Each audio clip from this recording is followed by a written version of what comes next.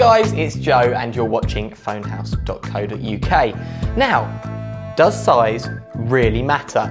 That's the question with Apple's top-end iPhone 6 Plus, where the dimensions have been a major talking point, with some in favour and some very strongly against. But after a few days with a phone that has a screen more akin to a tablet than a traditional handset, will you be sold?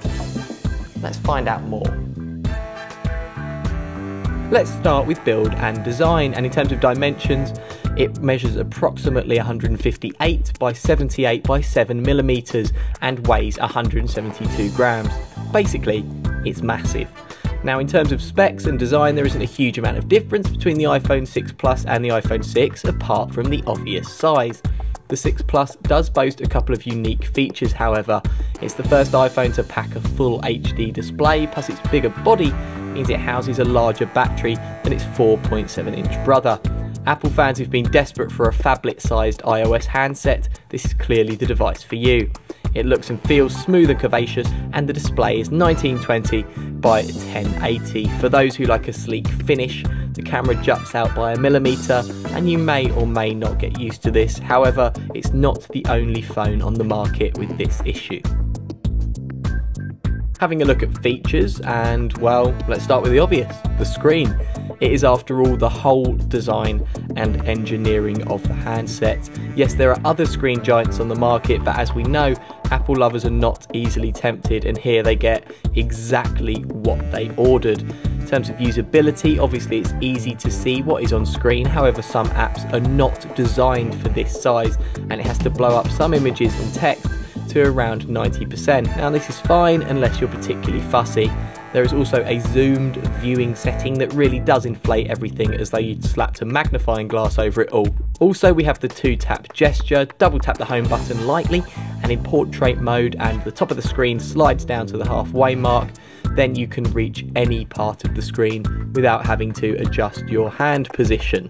The other feature unique to the 6 Plus is that when the home screen is rotated into landscape mode, the dock moves to the side.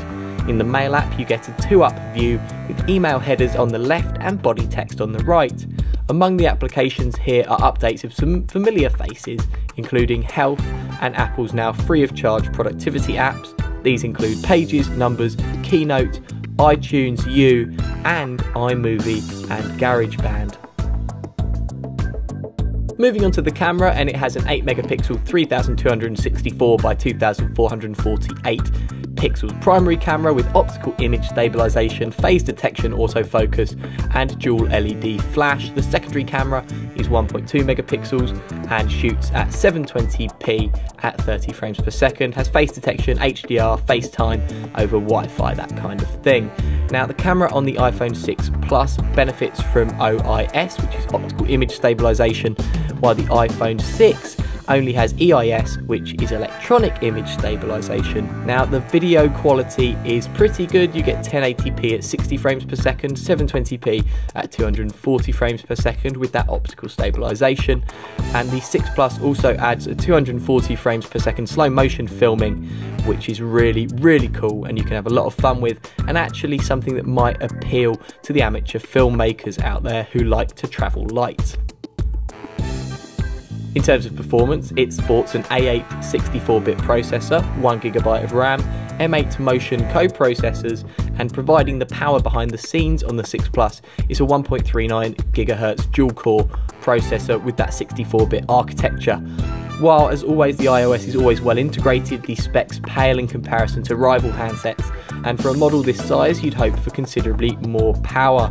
As a result, the 6 Plus runs pretty smoothly, but may not be as quick as some of the absolute top Android handsets released in recent months. But we would like to emphasize that iOS is so good at dealing with that background noise, it's hard to notice much difference.